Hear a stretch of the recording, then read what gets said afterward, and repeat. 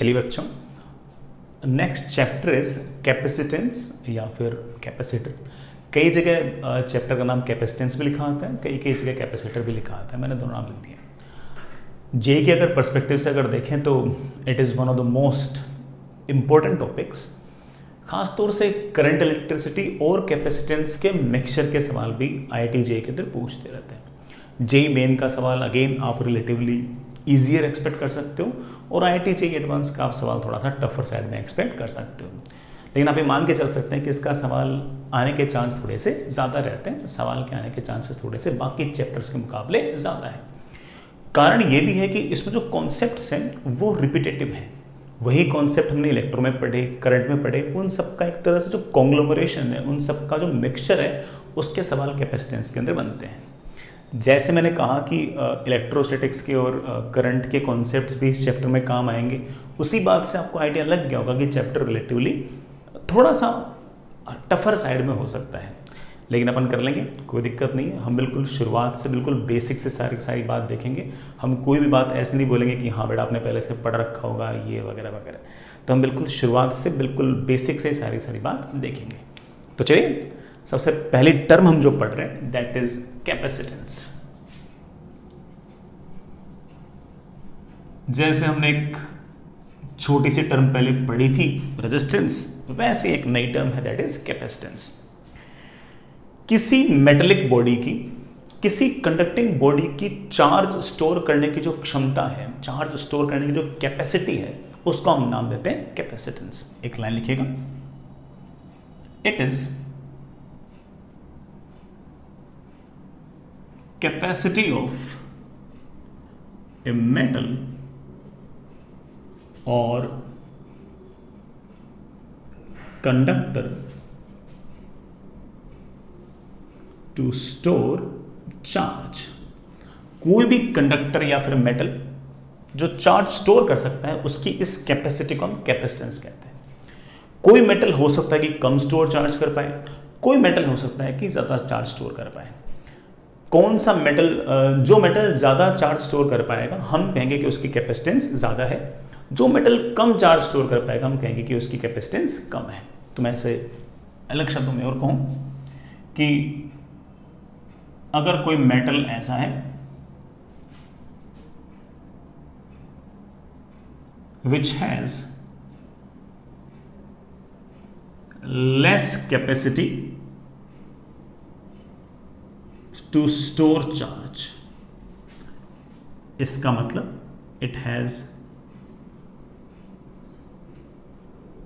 Less capacitance. इसी तरह से कोई मेटल है which has more capacity to store charge, किसी मेटल के पास चार्ज स्टोर करने की क्षमता ज्यादा है, कैपेसिटी ज्यादा है, तो हम कहेंगे कि उसका कैपेसिटेंस ज्यादा होगा, कि उसका कैपेसिटेंस ज्यादा होगा। ठीक है, अब यहां से आपके दिमाग में एक बात आती है कि सर आखिर मैं इनफाइनाइट चार्ज क्यों नहीं स्टोर कर सकता किसी मेटल पे? सर मुझे तो ऐसा लगता है कि सर कितना ही चार्ज रख दो। सर ये आप कैपेसिटी की कैसी बातें कर रहे हो? बड़ा बात है, हम किसी भी मेटल पर एक लिमिट से ज़्यादा चार्ज स्टोर नहीं कर पाएंगे। अगर हम उस लिमिट से अगर ज़्यादा चार्ज स्टोर करने की कोशिश करेंगे तो वो चार्ज मेटल के सरफेस से भाग जाएगा। कैसे भाग जाएगा, क्यों भाग जाएगा, हम बड़े आराम से देखते हैं। बट एक बार के लिए मैं आपको कन्विंस करने की कोशिश कर रहा हूँ, बताने की कोशिश कर रहा हूँ कि मेटल पर सिर्फ और सिर्फ एक लिमिट तक ही चार्ज स्टोर होगा। उससे ज़्यादा चार्ज अगर आपने स्टोर करने की कोशिश की तो एक्स्ट्रा चार्ज भाग जाएगा। तो एक लिमिट से पार चार्ज को भी मेटल स्टोर नहीं कर पाएगा। ऐसा नहीं कह सकते कि कोई भी मेटल जो है वो इनफाइनाइट चार्ज स्टोर कर लेगा, ऐसा नहीं कह सकते हम। तो आप लिख सकते हो मेटल या फिर conductor can store charge up to a maximum level. एक मैक्सिमम लेवल तक ही बेटा वो चार्ज स्टोर कर सकता है, उससे ज़्यादा वो स्टोर नहीं कर पाएगा। और उससे ज़्यादा वो क्यों स्टोर नहीं कर पाएगा, इस बात का मैंने आपको हल्का फुल्का हिंट है ना इलेक्ट्रोस्टैटिक्स के बिल्कुल लास्ट वाले चैप्टर में दिया था। हालांकि मैं उस बात को रिपीट करूंगा, बट आप आराम से देखिए, सुनिएगा। आपके पास मान लीजिए कि एक कंडक्टर है, लेट्स से आपके पास इस तरह का एक ये कोई कंडक्टर है, इसके पास बड़ा कोई ना कोई चार्ज,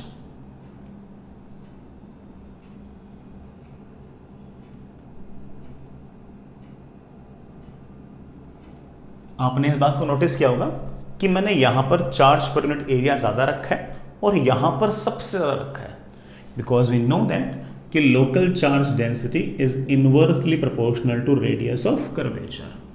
अंदर कोई चार्ज नहीं होगा, ये आपका मेटल है, अंदर से पूरा खाली पड़ा है।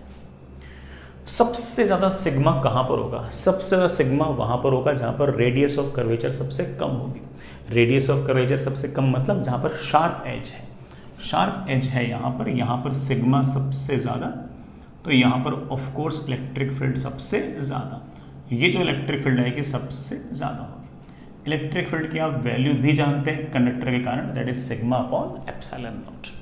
बाकी जगह भी sigma upon epsilon not he formula होगा, लेकिन यहाँ का जो सिग्मा है वो ऑफ कोर्स यहाँ वाले सिग्मा से छोटे हैं, तो ये वाले जो इलेक्ट्रिक फील्ड है वो ऑब्वियस बात है कि इस इलेक्ट्रिक फील्ड से कम है। तो सबसे ज़्यादा इलेक्ट्रिक फील्ड कहाँ पर है? कंडक्टर के उस पॉइंट पर जहाँ पर शार्प एजेस हैं।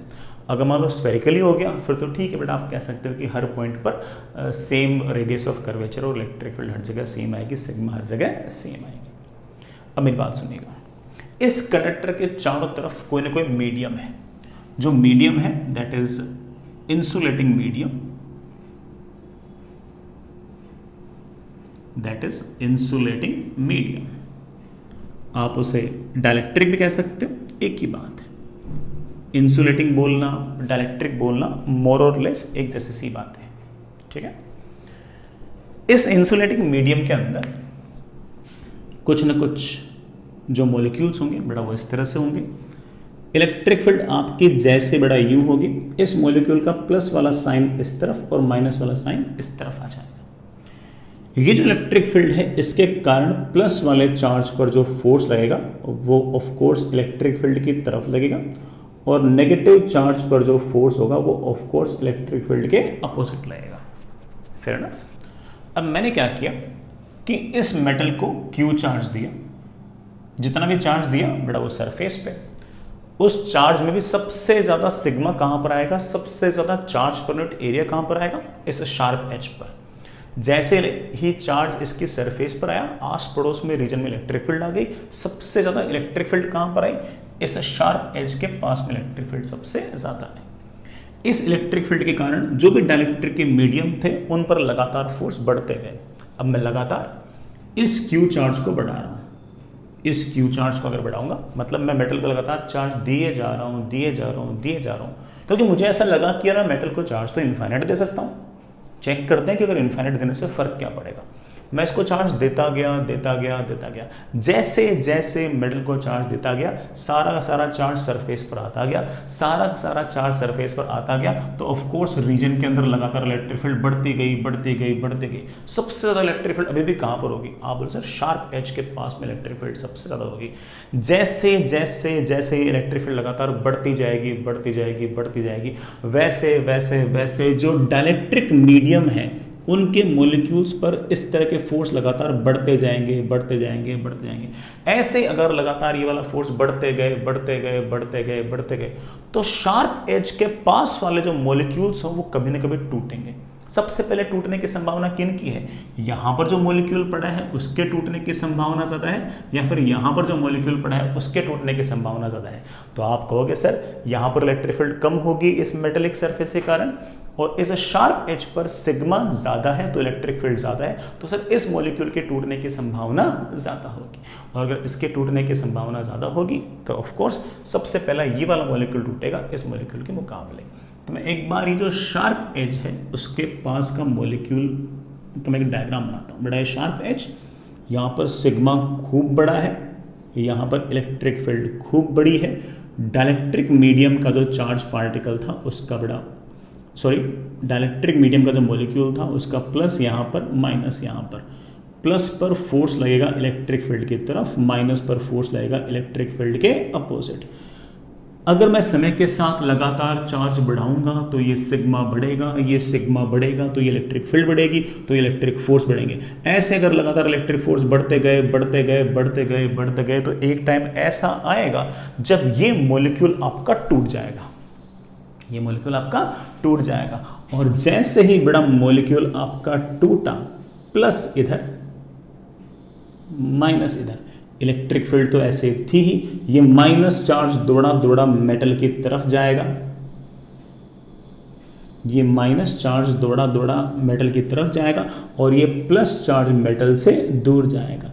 ये जो प्लस चार्ज है ये इधर जा रहा है तो ऑफ कोर्स इसके कारण करंट आया ऐसे, नेगेटिव चार्ज इधर गया तो भी ऑफ कोर्स करंट आया ऐसे। तो फॉर एन इंस्टेंट ऐसे करंट आ जाएगा, प्लस चार्ज जिस तरफ जा रहा है उस तरफ करंट, नेगेटिव चार्ज जिस तरफ जा रहा है उसके अपोजिट डायरेक्शन में करंट। तो इस नेगेटिव चार्ज के इधर जाने और पॉजिटिव चार्ज के इधर जाने के कारण अचानक से इस डाइलेक्ट्रिक के अंदर, इंसुलेटर के अंदर करंट आ गया and this insulator is behaving like a conductor. Sir insulator conductor की तरह बिहेव कर रहा है? यस। ऐसे अगर आप लगातार इलेक्ट्रिक फील्ड बढ़ाते जाओगे बढ़ाते जाओगे बढ़ाते जाओगे, मेटल पर चार्ज बढ़ाते जाओगे, सिग्मा लगातार बढ़ाते जाओगे, इलेक्ट्रिक फील्ड लगातार बढ़ाते जाओगे, तो शार्प एज के पास में इलेक्ट्रिक फील्ड अचानक से इतनी ज्यादा बढ़ जाएगी, अचानक से इतनी ज्यादा बढ़ जाएगी कि आपके जो इंसुलेटर मीडियम के मॉलिक्यूल्स हैं उनको तोड़ देगी। और जैसे इंसुलेटर मॉलिक्यूल्स टूटेंगे बेटा, वैसे ही आपका नेगेटिव चार्ज दौड़कर मेटल की तरफ आएगा, पॉजिटिव चार्ज मेटल से दूर जाएगा and at this instant this insulator is behaving like a conductor. और जैसे ये नेगेटिव चार्ज दौड़कर, जैसे ही ये नेगेटिव चार्ज दौड़कर मेटल पे जाएगा, नेगेटिव चार्ज मेटल पे जाएगा, मेटल के पास तो चार्ज पॉजिटिव था, जैसे नेगेटिव चार्ज गया मेटल का चार्ज वापस से घटा देगा, वापस से घटा देगा, उस लिमिट को पार करने नहीं दिया, वह बड़ा वैसे ही ये नेगेटिव वाला चार्ज जाकर उस मेटल पर बैठ जाएगा, वैसे ही बैठ जाएगा। और जैसे वापस बैठ गया, पहले पॉजिटिव चार्ज था, ये वाला नेगेटिव जाकर मेटल पर बैठ गया तो उसका चार्ज वापस से घट गया। तो इसका मतलब मेटल की जो सरफेस है, मेटल को जो चार्ज आपने दिया वो एक लिमिट को पार नहीं कर पाएगा। अगर आपने पार कराने की कोशिश की तो जो मेटल है उसके आस पड़ोस में इतनी ज्यादा इलेक्ट्रिक फील्ड क्रिएट हो जाएगी कि वो मीडियम के पार्टिकल्स को तोड़ देगी और मीडियम के पार्टिकल्स को तोड़कर मीडियम के जो पार्टिकल्स हैं उसका प्लस दूर भाग जाएगा और नेगेटिव आकर वापस से मेटल के सरफेस पर बैठ जाएगा। और जैसे मेटल के सरफेस पर बैठ जाएगा, मेटल का जो चार्ज है वापस से घट जाएगा। इसका मतलब हम मेटल पर चार्ज जो है वो ऐसा नहीं कि इनफाइनाइट रख दें, एक लिमिट को पार कर ही नहीं पाओगे। जैसे ही आप उस लिमिट को पार करने की कोशिश करोगे वैसे ही आपके मीडियम के पार्टिकल्स टूटने लग जाएंगे और मीडियम के पार्टिकल्स टूटकर अगर आपका मेटल का चार्ज अगर पॉजिटिव है तो मेटल का चार्ज अगर पॉजिटिव है तो नेगेटिव चार्ज दौड़ा दौड़ा दौड़ा दौड़ा आपके पास आ जाएगा। तो मैं अभी तक मैंने कोई वैल्यूज नहीं बोली है, मैं सब बोल दूंगा, लेकिन मैं अभी तक आपको कन्विंस कर रहा हूं इस तरह से, ये बात आपको मैं कन्विंस करने की कोशिश कर रहा हूं कि आप मेटल के सरफेस पर सिर्फ और सिर्फ एक लिमिट तक ही चार्ज इकट्ठा कर सकते हो।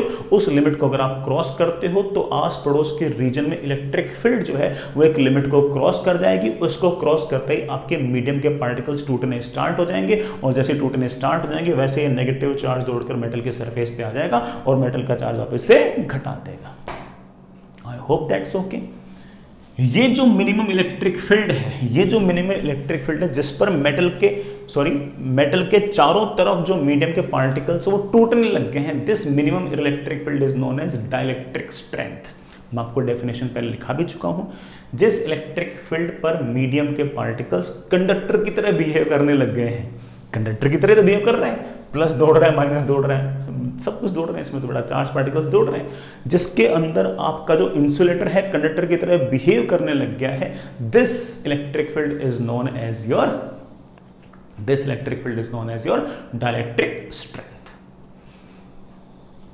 तो मैं यहां पर बेटा एक दो बातें बोलना चाहूंगा, हमें लिखनी भी पड़ेंगे, हालांकि हमने पहले भी लिख रखी हैं, बिल्कुल इलेक्ट्रोस्टैटिक्स के लास्ट वाले जो बिल्कुल टॉपिक था वहां पर लिखी थी, बट फिर भी लिखनी पड़ेंगी। लिखना बेटा,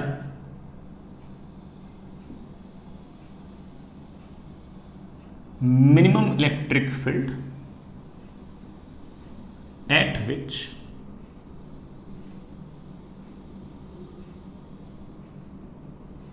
डाइलेक्ट्रिक मीडियम, या बड़ा इंसुलेटिंग मीडियम एक ही बात है, minimum electric field at which dielectric medium starts behaving like a conductor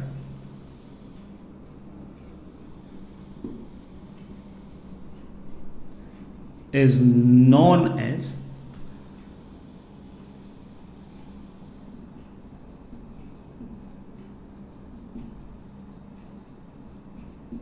dielectric strength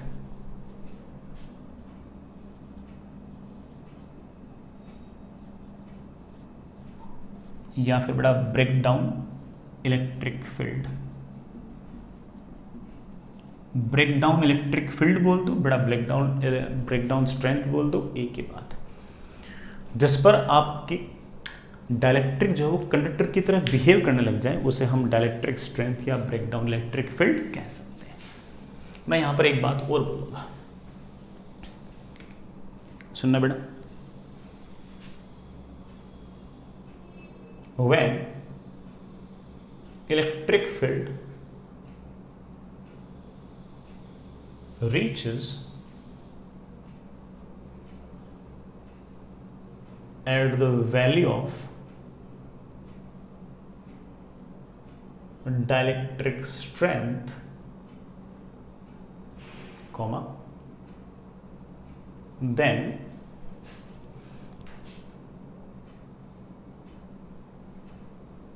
molecules of dielectric बोल दो या बड़ा इंसुलेटर बोल दो, molecules of dielectric medium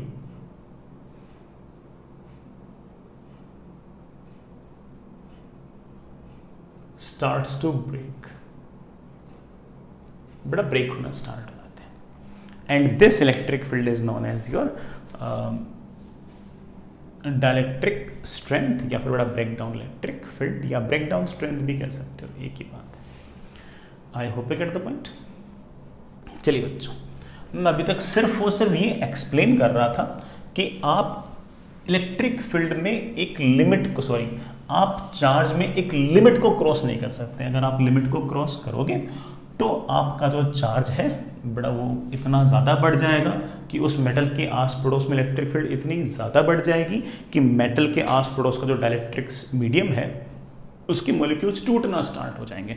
और जैसे वो टूटना स्टार्ट होंगे आपका जो डायलेक्ट्रिक मीडियम है it will start behaving like a conductor, और जो भी आपके पास मेटल के पास चार्ज होगा उसका अपोजिट चार्ज उस पर आकर बैठ जाएगा और आपके मेटल का चार्ज वापस से घटा देगा। चलो आपको एक एक्स्ट्रा एग्जाम्पल और देता हूँ। बड़ा मान लो कि हमारे पास इस तरह से एक मेटल है,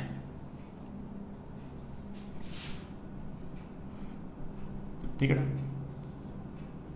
इस तरह से मेटल है। मेटल का चार्ज है -Q, नेगेटिव है बेटा इस बार, और मैं लगातार Q को बढ़ा रहा हूं। चार्ज है -Q, मैं Q को बढ़ा रहा हूं, मतलब मैं नेगेटिव में चार्ज लगातार बढ़ाया जा रहा हूं, ठीक है। मेटल है तो सारा का सारा चार्ज ऑफ कोर्स बेटा कहां पर आएगा, सरफेस पे, अंदर से तो खाली, सारा का सारा चार्ज सरफेस पे। नेगेटिव चार्ज है तो electric field will be inverts, electric field ऐसे इनवर्ट्स आएगी। सबसे ज्यादा इलेक्ट्रिक फील्ड कहां पर आएगी, आप बोलोगे सर सबसे ज्यादा इलेक्ट्रिक फील्ड जो होगी वो वहां पर आएगी जहां पर चार्ज सबसे ज्यादा है। चार्ज सबसे ज्यादा कहां पर होगा, जहां पर शार्प एज है। जहां पर शार्प एज होगी वहां पर रेडियस ऑफ कर्वेचर कम से कम, वहां पर सिग्मा का मैग्नीट्यूड सबसे ज्यादा, तो वहां पर इलेक्ट्रिक फील्ड भी सबसे ज्यादा। अब इस मेटल को हमने कहीं ना कहीं तो रखा होगा, मान लो एयर में रखा होगा, तो जो एयर के पार्टिकल्स हैं इलेक्ट्रिक फील्ड है ऐसे, तो प्लस आ जाएगा ऐसे और माइनस आ जाएगा ऐसे। ये जो प्लस और माइनस का इस तरह से अलाइन होना है, इसका हमने एक बार नाम भी निकाला था, बिल्कुल लास्ट वाले टॉपिक में, कंडक्टर वाले में। क्या नाम निकाला था, पोलराइजेशन। और ये जो इलेक्ट्रिक फील्ड ऐसे है, ये इस प्लस चार्ज पर फोर्स लगाएगा इधर की तरफ, नेगेटिव चार्ज पर फोर्स लगाएगा इधर की तरफ, ठीक है। मान लो कि मैं लगातार इस मेटल को चार्ज दे रहा हूं, नेगेटिव चार्ज लगातार दिए जा रहा हूं, Q लगातार बढ़ रहा है, ठीक है, लगातार नेगेटिव चार्ज दिए जा रहा हूँ, तो ऑफ कोर्स इलेक्ट्रिक फील्ड लगातार बढ़ेगी बढ़ेगी बढ़ेगी बढ़ेगी। इलेक्ट्रिक फील्ड लगातार बढ़ेगी तो एयर के मॉलिक्यूल्स पर लगातार फोर्सेस भी तो बढ़ेंगे, लेकिन सबसे ज़्यादा फोर्स अब भी कहाँ पर होगा, जो शार्प एज है वहाँ पर होगा। तो इस मॉलिक्यूल के टूटने की संभावना इस मॉलिक्यूल से पहले है। ये वाला मॉलिक्यूल टूटे उससे पहले ये वाला मॉलिक्यूल टूटेगा, क्योंकि एयर का मॉलिक्यूल ये है, एयर का मॉलिक्यूल ये है ना। तो टूटने की जो किस इलेक्ट्रिक फील्ड पर टूटेगा तो सेम होगी, लेकिन यहाँ पर इलेक्ट्रिक फील्ड कम होगी और यहाँ पर इलेक्ट्रिक फील्ड ज़्यादा होगी। तो इस एयर मॉलिक्यूल के टूटने की संभावना इस एयर मॉलिक्यूल या फिर यहाँ पर रखे हुए एयर मॉलिक्यूल के मुकाबले ज़्यादा है। अब जैसे जैसे हम क्यू लगातार बढ़ाते गए, इलेक्ट्रिक फील्ड लगातार बढ़ती गई, ये इलेक्ट्रिक फोर्स लगातार बढ़ता गया। ऐसे इलेक्ट्रिक फोर्स बढ़ते बढ़ते बढ़ते बढ़ते कोई तो फोर्स ऐसा होगा ना जिस पर आपका एयर मॉलिक्यूल टूट जाए, और जब जैसे ही आपका एयर मॉलिक्यूल टूटा वैसे ही पॉजिटिव चार्ज भागेगा इधर और नेगेटिव चार्ज भागेगा इधर। नेगेटिव चार्ज भागेगा इधर तो करंट आ गया ऐसे, पॉजिटिव चार्ज भागेगा इधर तो करंट आ गया ऐसे, तो कुल मिलाकर करंट आ गया ऐसे। और जैसे पॉजिटिव चार्ज यहाँ पर आया, हमारे मेटल का चार्ज क्या था, नेगेटिव, नेगेटिव में लगातार बढ़ा रहे थे, वैसे बड़ा पॉजिटिव चार्ज आ गया, तो पॉजिटिव चार्ज उस नेगेटिव चार्ज को घटा देगा और एक लिमिट को क्रॉस करने नहीं देगा। तो मैं इस बात से सिर्फ ये एक्सप्लेन करने की कोशिश कर रहा हूँ कि आप ऐसा नहीं कि मेटल के सरफेस पर इनफाइनाइट चार्ज रख दो, अगर आप किसी लिमिट से ज़्यादा अगर चार्ज रखते हो तो इस तरह से आपका जो आपका जो इंसुलेटिंग मीडियम है वो कंडक्टर की तरह बिहेव करना स्टार्ट कर देता है, और जो मीडियम के पार्टिकल्स हैं वो टूट कर मेटल सरफेस पर आना स्टार्ट कर देंगे और मेटल के चार्ज को एक लिमिट से ज़्यादा क्रॉस करने नहीं देंगे। I hope that's okay. आगे चलिए, ये तो मैंने डिफाइन किया है कि मेटल पर हम इनफाइनाइट चार्ज क्यों नहीं रख सकते। आगे चलते हैं बेटा, हेडिंग लिखिए। ऐसी थ्योरेटिकल बातें थोड़ी सी और है ना, थोड़ा बोर करूंगा आज, लेकिन इससे आपको पूरी फील आ जाएगी चैप्टर की। Next is breakdown voltage. ये ब्रेकडाउन वोल्टेज शब्द सेमीकंडक्टर चैप्टर में भी आएगा, वहां पर भी इसका मोर और लेस ऐसा सही अर्थ है। यहाँ जैसा अर्थ बड़ा यहाँ पर काफी हद तक वैसा सही अर्थ बड़ा वहां भी आएगा। आपके पास बड़ा इस तरह से एक मेटल की सरफेस है,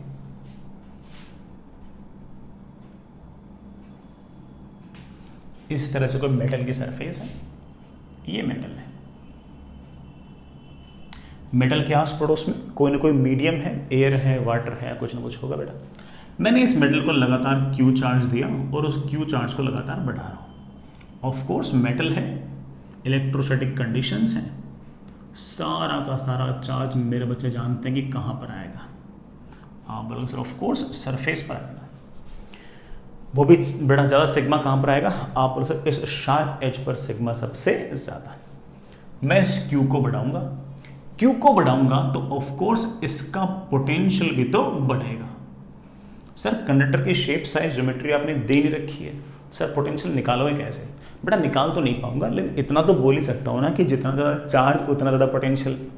तुम्हें कितने सारे पोटेंशियल निकालना सिखा रखे हैं, डिस्क की वजह से, रिंग की वजह से, सॉलिड स्फीयर की वजह से, होलो स्फीयर की वजह से, पता नहीं कितने तुम्हें पोटेंशियल सिखा रखे हैं। सब में इतना तो तय था ना कि जितना ज़्यादा चार्ज था पोटेंशियल उतना ज़्यादा था। भाई फॉर्मूला कैसा भी हो, लेकिन इतना तो तय था कि चार्ज बढ़ाओगे तो पोटेंशियल तो बढ़ेगा। तो मैंने कह दिया है कि चार्ज बढ़ाओगे तो पोटेंशियल बढ़ेगा। सर कहाँ का पोटेंशियल बढ़ेगा? अगर आपका ये मेटल इलेक्ट्रोस्टैटिक कंडीशन में है तो you know it very well कि यहाँ यहाँ यहाँ यहाँ यहाँ यहाँ यहाँ हर जगह पोटेंशियल की वैल्यू सेम है। ठीक है, अब मैं लगातार चार्ज बढ़ाए जा रहा हूँ, मेटल का लगातार पोटेंशियल बढ़े जा रहा है। जैसे जैसे आप चार्ज बढ़ाओगे वैसे वैसे लगातार इलेक्ट्रिक फील्ड बढ़ेगी, जैसे जैसे लगातार इलेक्ट्रिक फील्ड बढ़ेगी इस शार्प एज के नज़दीक में जो एयर का पार्टिकल होगा उस पर वैसे वैसे लगातार फोर्स बढ़ेंगे, जैसे जैसे लगातार ये वाले फोर्स बढ़ेंगे वैसे वैसे बड़ा इस एयर मॉलिक्यूल के टूटने की संभावना ज़्यादा होगी। ऐसे अगर मैं लगातार चार्ज बढ़ाता गया, पोटेंशियल बढ़ता गया, इलेक्ट्रिक फील्ड बढ़ती गई, तो कभी ना कभी किसी न किसी इंस्टेंट पर आपकी जो इलेक्ट्रिक फील्ड है वो ब्रेक डाउन वोल्टेज को क्रॉस कर जाएगी। वो ब्रेक डाउन इलेक्ट्रिक फील्ड को क्रॉस कर जाएगी। जिस इंस्टेंट पर आपकी ये इलेक्ट्रिक फील्ड डाइलेक्ट्रिक स्ट्रेंथ या फिर बड़ा ब्रेक डाउन इलेक्ट्रिक फील्ड को क्रॉस करेगी, वैसे ही आपका ये जो क्या कहते हैं डाइलेक्ट्रिक मीडियम का मॉलिक्यूल है टूटेगा। और जिस टाइम पर मॉलिक्यूल टूटा उस टाइम पर आपके इस मेटल का जो पोटेंशियल था, that potential is known as break down voltage. Should I repeat it? तो सुन लो, मैं फिर से बोलता हूं, चार्ज बढ़ाते गए, पोटेंशियल लगातार तुम बढ़ाते गए, इलेक्ट्रिक फील्ड लगातार बढ़ती गई। जैसे इलेक्ट्रिक फील्ड बढ़ते डाइलेक्ट्रिक स्ट्रेंथ को क्रॉस करेगी, वैसे ही आपके मॉलिक्यूल टूटेंगे। जैसे ही मॉलिक्यूल टूटेंगे, जिस इंस्टेंट पर मॉलिक्यूल टूटे उस इंस्टेंट पर मेटल का जो पोटेंशियल है, that potential is known as break down voltage. इसका मतलब तो ये भी तय हो गया कि ना हम मेटल पर एक फिक्स्ड पोटेंशियल तक ही पोटेंशियल बढ़ा सकते हैं, उससे ज़्यादा पोटेंशियल नहीं बढ़ा सकते। बच्चे बोले सर ऑब्वियस बात है, अगर आप एक चार्ज की वैल्यू से अगर चार्ज क्रॉस नहीं कर सकते तो पोटेंशियल भी एक वैल्यू से क्रॉस नहीं हो सकता, और उस मैक्सिमम पोटेंशियल को हम नाम बोल देंगे बेटा क्या, ब्रेक डाउन वोल्टेज। तो मेटल का कितना पोटेंशियल रखूं जिस पर आपका जो इंसुलेटिंग मीडियम है, आपका जो डाइलेक्ट्रिक मीडियम है, वो कंडक्टर की तरह बिहेव करने लग जाए, that potential of this metal is known as break down voltage. तो बेटा एक लाइन लिखना,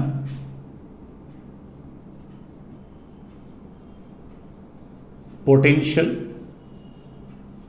of metal at which its surrounding, its insulating surrounding starts to behave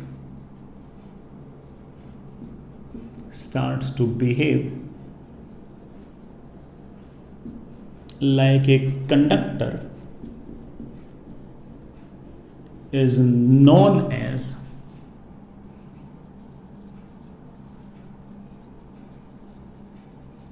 break down voltage.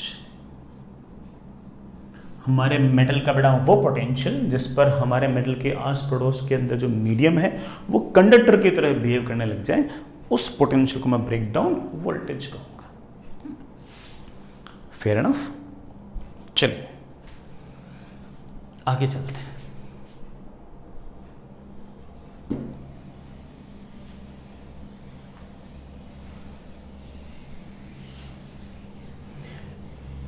हम बेटा ऐसे ही 2-4 बातें डिस्कस कर रहे थे, वापस मुद्दे पे आते हैं। हमें डिस्कस करना था कैपेसिटेंस। सर कैपेसिटेंस कैसे डिफाइन करोगे? करता हूं बेटा डिफाइन। मैंने हल्की फुल्की एक डेफिनेशन तो आपको दी बेटा कि किसी भी मेटल की चार्ज स्टोर करने की जो क्षमता है उसे हम कैपेसिटेंस कहेंगे। बट मैं थोड़ा सा आपको और बातें भी थोड़ा सा बोलना चाहूंगा। अब सुनना, ये मेरे पास एक स्फीयर है,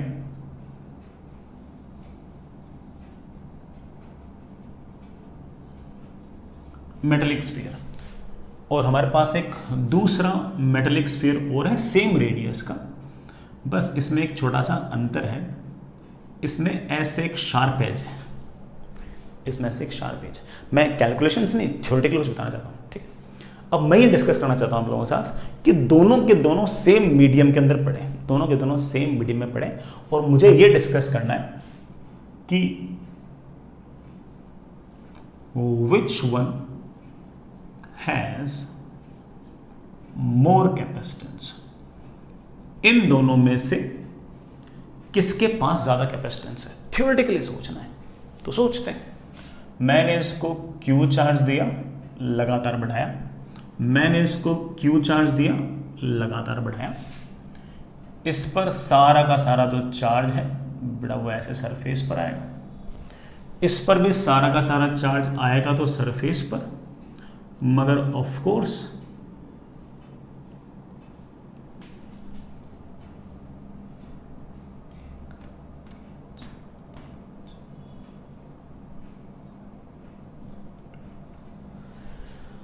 हाँ बेटा,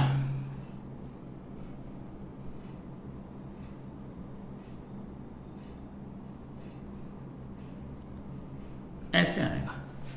यहां पर आपका सिग्मा थोड़ा सा ड्रास्टिकली ज्यादा होगा। क्यों? क्योंकि सिग्मा बेटा is inversely proportional to R. Sharp edge है तो ऑफ कोर्स आर है कम तो सिग्मा है ज्यादा। तो यहां पर तो ठीक है बेटा, हर जगह इलेक्ट्रिक फील्ड सेम सी होगी। ये अगर इलेक्ट्रिक फील्ड है ई तो मोर और लेस यहां भी इलेक्ट्रिक फील्ड है ई।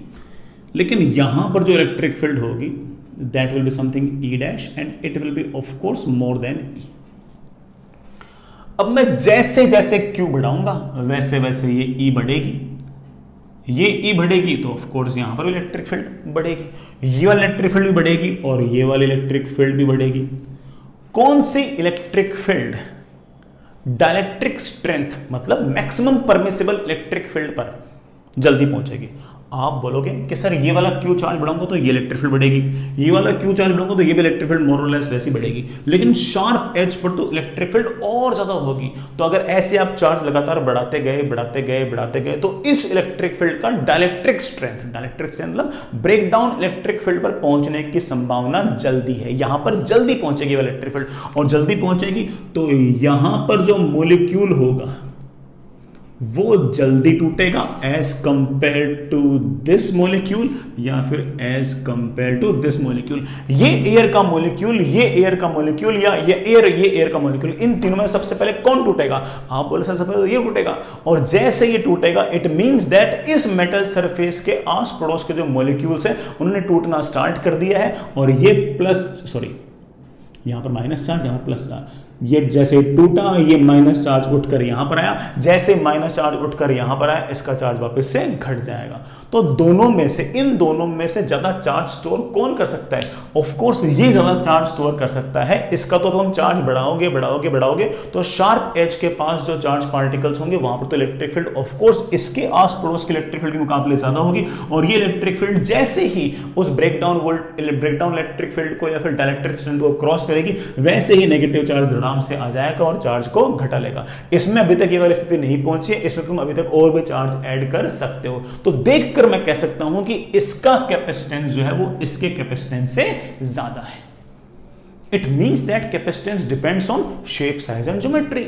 ये जो शार्प एज है इसने कैपेसिटेंस घटा दिया है, क्योंकि शार्प एज जहां पर आई वहां पर सिग्मा ज्यादा आ गया, वहां पर इलेक्ट्रिक फील्ड ज्यादा आ गई, और वहां पर इलेक्ट्रिक फील्ड अगर ज्यादा आ गए तो ऑफ कोर्स वो जल्दी ही अपने आस पड़ोस के मॉलिक्यूल्स को तोड़ देगी, और अगर जल्दी ही तोड़ देगी तो ऑफ कोर्स वहां से जैसे टूटेंगे आस पड़ोस के मॉलिक्यूल्स नेगेटिव चार्ज उसके ऊपर आ जाएगा और चार्ज को वापस घटा देगा। तो ये कम चार्ज स्टोर कर सकता है, ये ज्यादा चार्ज स्टोर कर सकता है, और ये कम या ज्यादा स्टोर कर पा रहा है इसके पीछे मेन कारण क्या है? मेन कारण है इस शार्प एज का होना, या फिर अगर सिंपल शब्दों में कहूं तो geometry is the main reason. I hope you get the point. हालांकि मेरा बच्चा एक बात और बोल सकता है कि सर मीडियम पर भी डिपेंड कर सकता है। सर आपने यहां पर तो बोल दिया कि ये भी एयर है, ये भी एयर है। अगर मान लो ये एयर हो और ये वाटर हो फिर सर मुश्किल होगा। हो सकता है कि वाटर के मॉलिक्यूल को तोड़ना ज्यादा मुश्किल हो और एयर के मॉलिक्यूल को तोड़ना आसान हो। तो इसका मतलब कैपेसिटेंस शेप साइज और ज्योमेट्री पर तो डिपेंड करेगी, साथ साथ में इस बात पर भी डिपेंड करेगी कि इस मेटल के आस पड़ोस में मीडियम कौन सा है, क्योंकि अलग अलग मीडियम के मॉलिक्यूल को तोड़ने के लिए अलग अलग इलेक्ट्रिक फील्ड की जरूरत पड़ती है। हो सकता है कोई मॉलिक्यूल आसानी से टूट जाए, हो सकता है कोई मॉलिक्यूल मुश्किल से टूटे। तो हमें इस बात को समझना पड़ेगा कि हमारा जो कैपेसिटेंस है वो शेप साइज और ज्योमेट्री पर तो डिपेंड करता है, साथ ही साथ वो इस बात पर भी डिपेंड करता है कि आपके मेटल के चारों तरफ मीडियम कैसा है।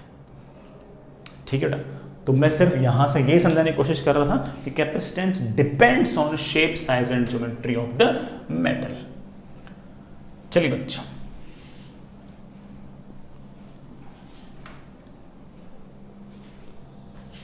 मैं फिर भी एक दो छोटी छोटी बातें बोलता हूं।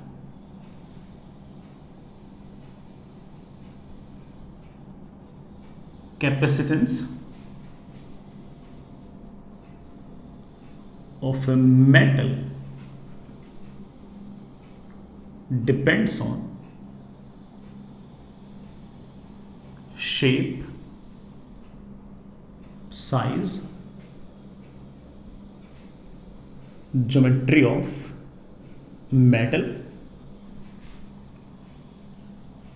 दूसरा, of course,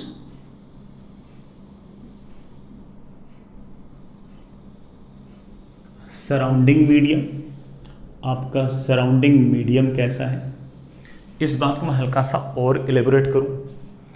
आपके मेटल की सरफेस जितनी ज़्यादा फ्लैट होगी तो उस पर सिग्मास उतने ही कम होंगे, सिग्मास जितने कम होंगे इलेक्ट्रिक फील्ड उतनी कम होगी, इलेक्ट्रिक फील्ड जितनी कम होगी ऑफ कोर्स आपके जो एयर के पार्टिकल्स या फिर मीडियम के पार्टिकल्स उनको तोड़ने की संभावना उतनी ही कम होगी, तोड़ने की संभावना जितनी ही कम होगी ऑफ कोर्स हम उतना ही ज़्यादा चार्ज और उस मेटल पर रख सकते हैं। तो आपके मेटल सरफेस की सरफेस जितनी ज़्यादा फ्लैट होगी ऑफ कोर्स हमारा कैपेसिटेंस उतना ही ज़्यादा होगा। अगर मेटल सरफेस जितनी ज़्यादा शार्प एजेस रखेंगे, शार्प एजेस होंगे तो ऑफ कोर्स वहाँ पर सिग्मा ज़्यादा होगा, इलेक्ट्रिक फील्ड ज़्यादा होगा और उसके आस पड़ोस के मॉलिक्यूल्स को तोड़ना आसान होगा, तो उतना ही तुम कम चार्ज उस पर रख पाओगे, क्योंकि जैसे चार्ज को क्रॉस करोगे वहाँ से फटाक से चार्ज अंदर आ जाएगा, नेगेटिव चार्ज अंदर आ जाएगा। तो जितना शार्प होगा ऑफ कोर्स हमारा कैपेसिटेंस उतना ही कम होगा। Fair enough. दूसरी बात, सराउंडिंग की अगर बात करूं, हमारा कोई सराउंडिंग मीडियम है, उसका कोई मॉलिक्यूल है जो ज्यादा स्टेबल है, स्टेबल मतलब उसको तोड़ना मुश्किल है, उसको तोड़ना मुश्किल है, और उसको तोड़ना मुश्किल है इसका मतलब ज्यादा इलेक्ट्रिक फील्ड तक भी नहीं टूटेगा, ज्यादा इलेक्ट्रिक फील्ड तक नहीं टूटेगा इसका मतलब हम मेटल को ज्यादा चार्ज दे सकते हैं, मेटल को ज्यादा चार्ज दे सकते हैं इस बात का मतलब है कि मेटल की कैपेसिटी ज्यादा है, इसका मतलब हमारा कैपेसिटेंस हाई है। तो हमारा मॉलिक्यूल जितना ज्यादा स्ट्रॉन्ग होगा, स्टेबल होगा, कौन सा मॉलिक्यूल, सराउंडिंग वाले मॉलिक्यूल, और अगर सराउंडिंग मीडियम के मॉलिक्यूल अगर वीक हुए तो ऑफ कोर्स उन पर इलेक्ट्रोस्टैटिक फोर्स जैसे लगेगा वो जल्दी टूट जाएंगे, वो जल्दी टूट जाएंगे तो हम मेटल सरफेस पर चार्ज कम रख पाएंगे, मतलब चार्ज के पास मेटल के पास चार्ज तोड़ने की क्षमता कम है, और अगर कम है तो ऑफ कोर्स हमारा जो कैपेसिटेंस है वो कम। I hope you get the point.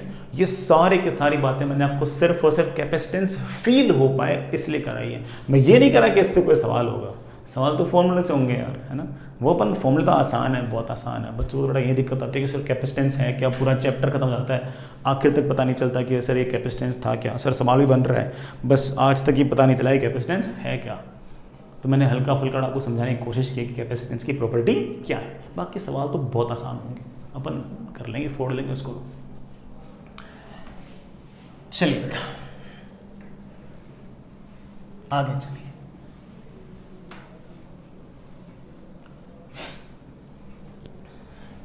Next heading लिखिए बेटा,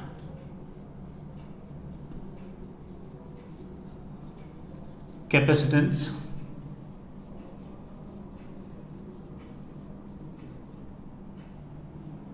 ऑफ ए कंडक्टर। किसी कंडक्टर का कैपेसिटेंस कैसे डिफाइन करेंगे, सुनिए बेटा, ये अगर आपके पास कोई कंडक्टर है, इसके पास चार्ज Q है और इसका पोटेंशियल V है, सर कौन से पॉइंट का पोटेंशियल V है, इलेक्ट्रोस्टैटिक कंडीशन में कंडक्टर के हर पॉइंट का पोटेंशियल सेम होता है, तो हर पॉइंट का पोटेंशियल सेम है। हम जानते हैं कि charge is directly proportional to potential, उल्टा भी कह सकते हैं कि potential is directly proportional to charge, charge बढ़ाओगे पोटेंशियल बढ़ेगा, पोटेंशियल बढ़ाओगे तो चार्ज बढ़ेगा। This charge can be written as some constant into V, of course some constant into V. This constant depends on shape, size and geometry of the medium, and this C is known as capacitance of medium. Capacitance of medium.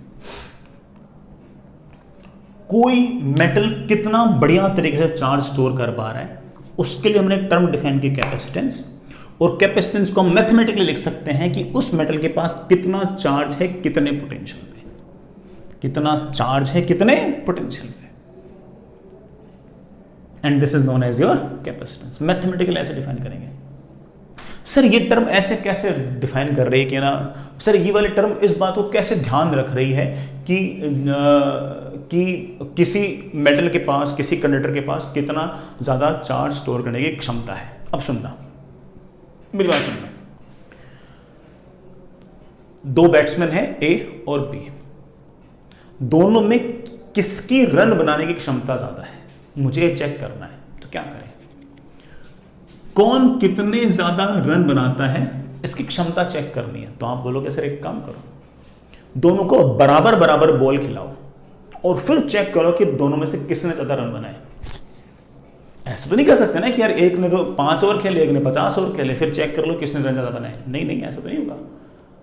Check कर लो कि हाँ भाई एक को हमने 10 over खिलाए, दूसरे को भी 10 ओवर खिलाए, बराबर बराबर 10 ओवर खिलाने पर किसके रन ज्यादा है, इससे हम डिसाइड कर रहे हैं कौन कितना अच्छा बैट्समैन है, किसमें रन बनाने की क्षमता ज्यादा है। तो ऑब्जेक्ट का capacitance is defined as charge per unit potential. Same potential पर जिसके पास ज्यादा चार्ज होगा उस मेटल का कैपेसिटेंस ज्यादा होगा। तो किसी भी दो मेटल्स को अगर कंपेयर करना हो कि उनकी कैपेसिटी किसकी ज्यादा है, तो एक काम करो, दोनों का पोटेंशियल सेम दे दो। जैसे आपने किसी दो बैट्समैन को सेम नंबर ऑफ ओवर खिलाए, उसी तरह से दो कंडक्टर को सेम पोटेंशियल दे दो और अब चेक करो कि किसके पास चार्ज ज्यादा है। सेम पोटेंशियल पर जिस कंडक्टर के पास ज्यादा चार्ज है हम कहेंगे कि उसका कैपेसिटेंस ज्यादा है। सिंपल सिंपल, बस दिस इज द डेफिनेशन। आप ऐसे डिफाइन कर सकते हो, capacitance is Q upon V। कितने चार्ज देने पर, सॉरी बेटा, कितने पोटेंशियल पर कितना चार्ज है, ये कैपेसिटेंस। लेकिन बात मैं क्लियर कर दूं कि हमारा जो कैपेसिटेंस है ना तो Q पर डिपेंड कर रहा है ना वो V पर डिपेंड कर रहा है। मैं आगे दिखा भी दूंगा सर कैसे डिपेंड नहीं कर रहा। बेटा कहते हैं सर Q पर तो डिपेंड कर रहा है, सर डायरेक्टली प्रोपोर्शनल दिख रहा है ना। तो जैसे चार्ज को दुगना करेगा पोटेंशियल दुगना हो जाएगा, 2 से 2 cancel. Sir capacitance inversely proportional to potential लग रहा है ना, बिल्कुल नहीं है। तो पोटेंशियल अगर दुगना करेगा ना, चार्ज दुगना हो जाएगा, फिर से 2 से 2 कैंसिल। तो charge is not depending on, sorry capacitance is not depending on charge and neither depending on potential. हाँ फॉर्मूला Q बाई V है, लेकिन अगर आप Q को दुगना करते हो तो V दुगना आता है, Q को 5 गुना करते हो पोटेंशियल 5 गुना आता है। तो कैपेसिटेंस ना तो चार्ज पर डिपेंड कर रहा है ना ही पोटेंशियल पर डिपेंड कर रहा है, वो तो डिपेंड करेगा शेप, साइज एंड ज्योमेट्री। हम आगे तक इस बात को मैथमेटिकली प्रूव कर देंगे, लेकिन आप जानते हो हल्का फुल्का कि हाँ सर सही कह रहे हैं, सर ने प्रूव भी किया था हल्का फुल्का। तो देखते हैं, आराम से देखते हैं। यहां से कैपेसिटेंस के बारे में जो कोई बात आपको समझ में आई हो बेटा वो सारे लिखो। पहली क्या यूनिट होगी, चार्ज पर पोटेंशियल। चार्ज है कूलम्ब, पोटेंशियल है वोल्ट, तो unit is of course coulomb per volt. It is also known as farad. इसको हम एब्रीवेटेड करेंगे बाई कैपिटल एफ। अगर कहीं माइक्रो फैराड लिखा हुआ है तो 10⁻⁻⁶ फैराड, नैनो फैराड लिखा हुआ है तो 10⁻⁻⁹ farad and so like that. मैं अगर आपसे पूछूं इसकी डायमेंशन क्या होगी तो आप बोलोगे सर ऊपर तो चार्ज है दैट इज IT, नीचे वोल्ट है, वोल्ट के डायमेंशन याद ना हो तो कोई दिक्कत नहीं, that is work done upon charge. Work की होती है mL/T-2, ऊपर बड़ा चार्ज है तो IT। तो हमारे पास आ गया that is m-1 L⁻⁻², T⁻⁴, बड़ा चेक करते रहना, और I⁻², शायद बड़ा सही लिखा है, m-1 L⁻⁻², T⁻⁴, I⁻²। ये कैपेसिटेंस है। ये वेक्टर है या स्केलर है, तो आप बोलोगे सर ऑफ कोर्स ये तो स्केलर है, और वो भी नॉन नेगेटिव, ये कभी नेगेटिव नहीं होगा। सही बात है बेटा। किसी कंडक्टर का पोटेंशियल, सॉरी किसी कंडक्टर का चार्ज पॉजिटिव तो पोटेंशियल पॉजिटिव, चार्ज नेगेटिव तो potential negative, negative negative cancel, positive आएगा। तो it is always non negative, it is always non negative, negative नहीं होगा, नेगेटिव नहीं होगा। ये हमारा कैपेसिटेंस है, हमें याद रहना चाहिए कैपेसिटेंस इस तरह से। अब मैं एक छोटी सी बात पूछूं आपसे, सुनना बेटा। ये कंडक्टर है 10 वोल्ट तक चार्ज किया, ये कंडक्टर है 10 वोल्ट तक चार्ज किया। 10 वोल्ट तक चार्ज किया तो इस पर चार्ज आया है लेट्स से 5 मिली कूलम्ब। इसको भी 10 वोल्ट तक चार्ज किया और इसके पास चार्ज आया है let's say 6 milli coulomb. Same potential पर ये ज्यादा चार्ज स्टोर कर पा रहा है। It means that this one has more capacitance as compare to this. अगर ये 1 है और ये 2 है, we could easily say that कि 2 has more capacitance as compare to 1। दूसरे वाला कैपेसिटेंस पहले वाले से ज्यादा है कि नहीं? हम निकाल भी सकते हैं इसका कैपेसिटेंस C1, बड़ा बोलना charge per unit potential, that is 5 milli coulomb upon 10 volt.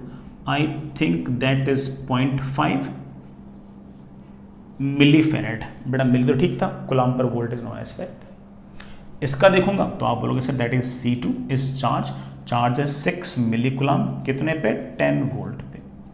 That is I think 0.6 milli farad, 0.6 milli फेरेड।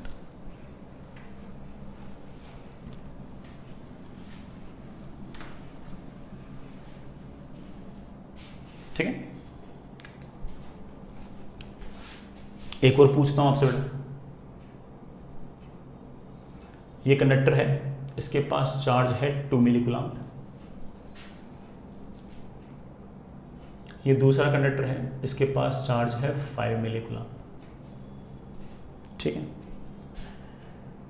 इसका पोटेंशियल है 20 वोल्ट और इसका पोटेंशियल है 0.1 वोल्ट। ये पहला, ये दूसरा। बताओ किसका कैपेसिटेंस ज्यादा है? बताओ किसका कैपेसिटेंस ज्यादा है? तो गवारों की तरह ये मत बोलते ना कि सर इसका चार्ज कम, सर इसका चार्ज कम तो इसका कैपेसिटेंस कम ना। इसका चार्ज कम है लेकिन बहुत कम पोटेंशियल पे। पोटेंशियल बराबर थोड़ी है इनका। पोटेंशियल बराबर होता तो तुम कहते कि सर इसका चार्ज कम तो इसका कैपेसिटेंस कम। लेकिन अब तो दोनों का कैपेसिटेंस अलग अलग है, सॉरी अब तो दोनों का वोल्टेज अलग अलग है, पोटेंशियल डिफरेंस अलग अलग है। तो अगर मुझे पहले वाले का अगर कैपेसिटेंस निकालना है तो मैं कह सकता हूं Q/C, that is 2 milli coulomb upon 0.1, that is 20 milli coulomb per volt is of course farad. दूसरे वाले का कितना चार्ज है? 5 मिली कूलम्ब, कितने पोटेंशियल पे? 20 वोल्ट पे। I think that comes out to be 1/4 milli farad. ये बेटा कौन सा कैपेसिटेंस बड़ा है? ये वाला कैपेसिटेंस से बड़ा है, तो C1 is more than C2। इसका कैपेसिटेंस इससे ज्यादा है, इस मेटल का कैपेसिटेंस इससे ज्यादा है। सर चार्ज तो कम है, चार्ज कम होने से क्या हुआ? लेकिन इसके पास चार्ज स्टोर करने की क्षमता ज्यादा है। हम चाहें तो इस पर और ज्यादा और चार्ज इकट्ठा कर सकते हैं। अभी नहीं, कोई बात नहीं, लेकिन क्षमता ज्यादा है। तो क्षमता मतलब कैपेसिटी ज्यादा है। अभी आपने कितना चार्ज रख दिया? अल्ले मैंने इस पर 0 चार्ज रख दिया तो क्या कैपेसिटी थोड़ी चेंज होगी? कैपेसिटी उतनी रहेगी।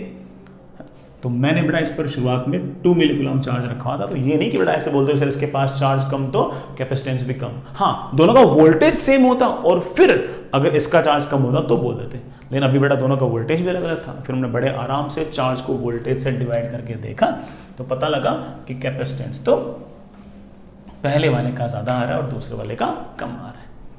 तो यूनिक ही सिर्फ चार्ज देख के डिसाइड कर लो। सिर्फ चार्ज से डिसाइड नहीं होगा। किससे डिसाइड होगा?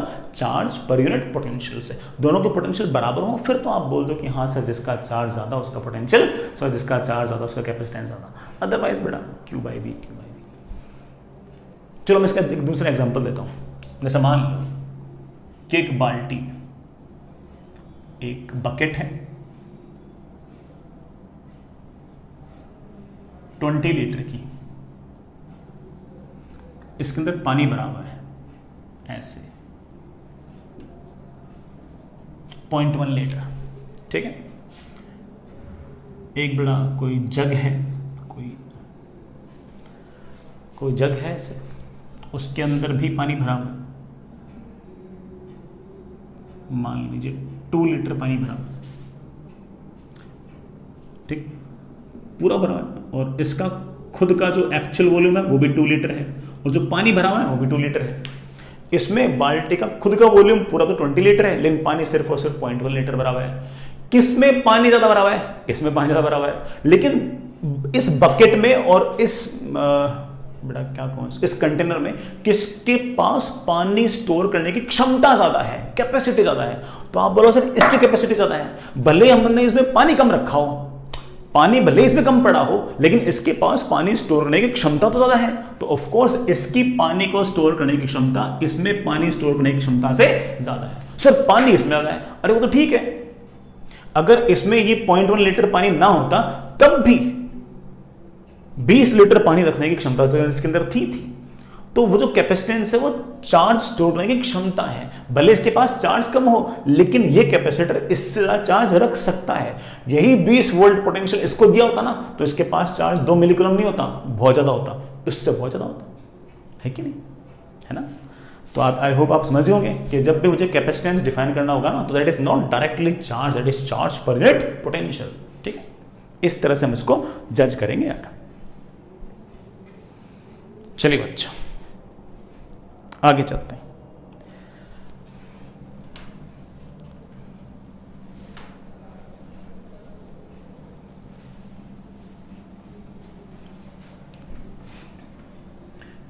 Next,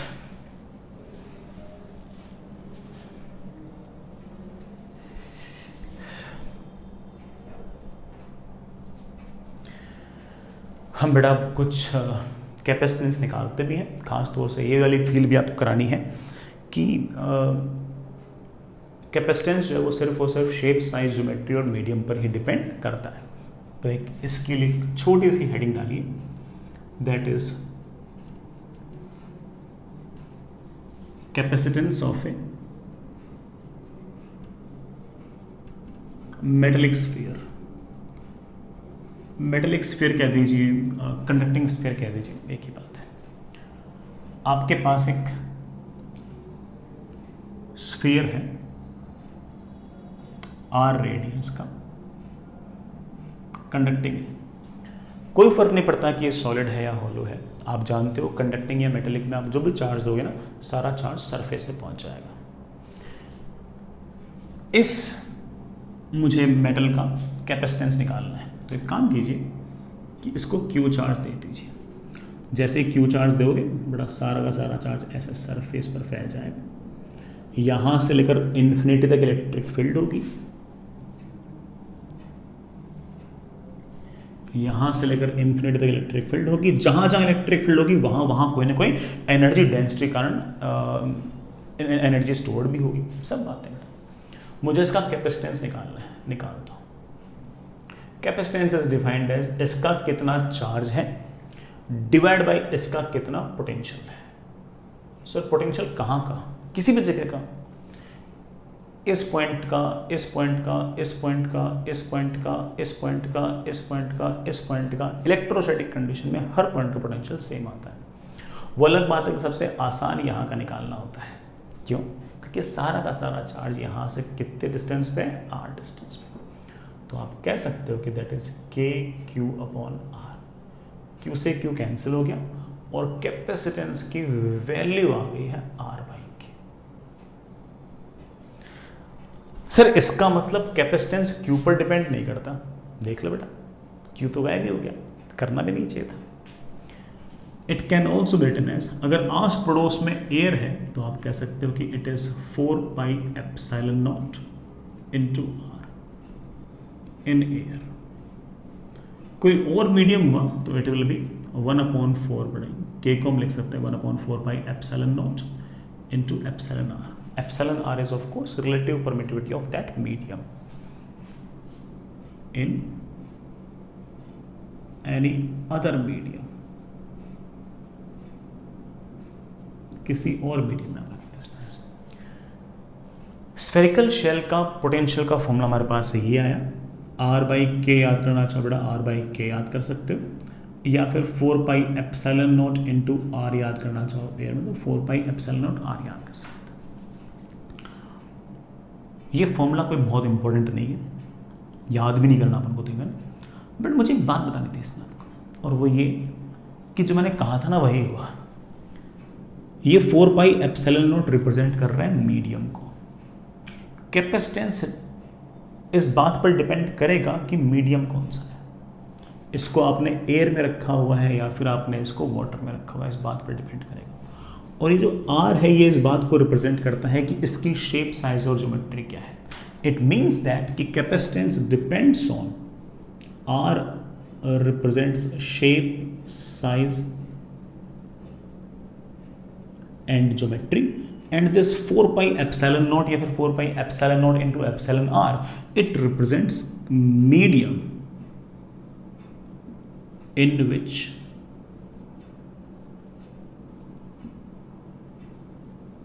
sphere is placed। Sphere को हमने कहां रखा है इसका भी फर्क पड़ता है। I hope you get the point. जैसे मैं कहूं कि r रेडियस का स्फीयर है केस 1 एयर में, केस 2 यही स्फीयर पड़ा है वाटर में। केस 1 में जो कैपेसिटेंस आएगा that is 4 pi epsilon naught into r. Case 2 में जो कैपेसिटेंस आएगा that will be 4 pi epsilon naught into epsilon r into r. Water का मैंने रिलेटिव परमिटिविटी आपको याद कराई थी बेटा, हालांकि ना भी याद करोगे फर्क नहीं पड़ता। It is 81। So you can see that कि इट इज 81 टाइम्स C1। इस स्फीयर का कैपेसिटेंस जो है वो इस स्फीयर से 81 टाइम्स। सर ऐसा कैसे? सेम शेप, साइज, ज्योमेट्री है।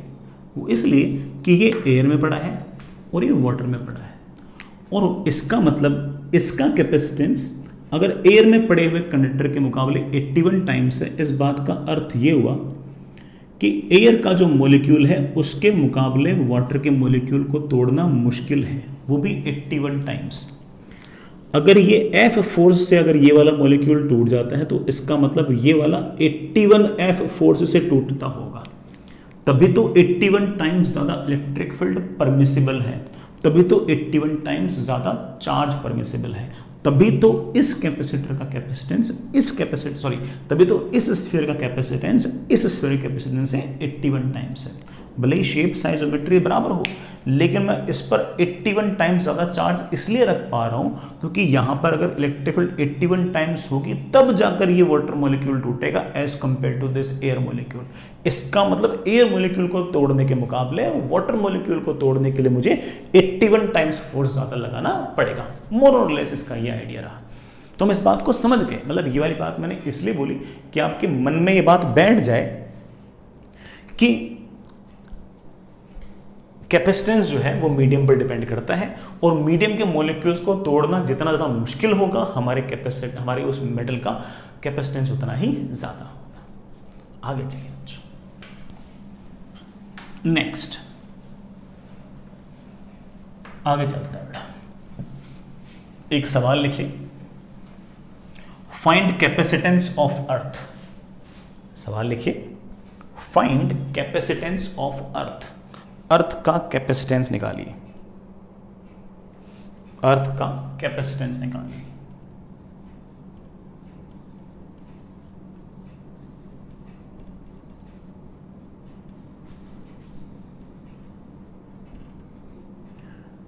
अर्थ को हम ऑफ कोर्स स्फीयर मान सकते हैं, आस पड़ोस में ऑफ कोर्स पहली लेयर तो एयर की मान लेते हैं, तो आप कह सकते हो कि कैपेसिटेंस इज R बाई के।